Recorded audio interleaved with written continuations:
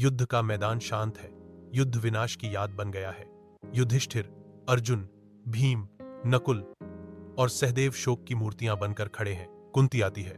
उसका चेहरा गंभीर समझ के साथ उकेरा हुआ है। कुंती के कक्षों की मंद रोशनी में दीवारें परछाइयों से नाचती हैं, जो उनके हृदय में उथल पुथल को दर्शाती हैं, क्योंकि वह एक लंबे समय से छिपाए गए रहस्य को प्रकट करने की तैयारी कर रही हैं। कर्ण के बारे में बात करते हुए उसकी आवाज कांपती है।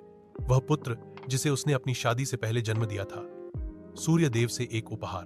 डर से त्रस्त होकर वह समाज की तिरस्कार से बचने के लिए उसे त्यागने के दर्दनाक विकल्प का खुलासा करती है। युधिष्ठिर की आवाज पीड़ा से कांपती है। मां, आपने यह रहस्य क्यों छिपाया?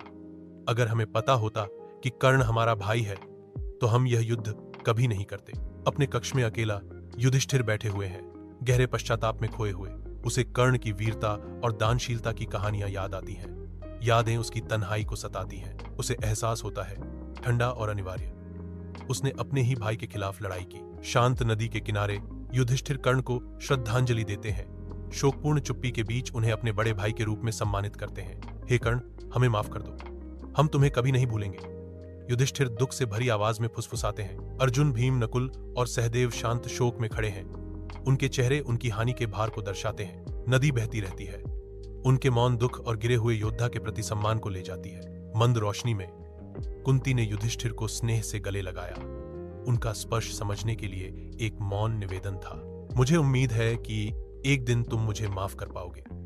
मैंने जो किया वह सही नहीं था, लेकिन मैंने अपनी परिस्थितियों में सबसे अच्छा करने की कोशिश की। युधिष्ठिर क्षमा के साथ जवाब देते हैं। मां, हम सब गलतियां करते हैं।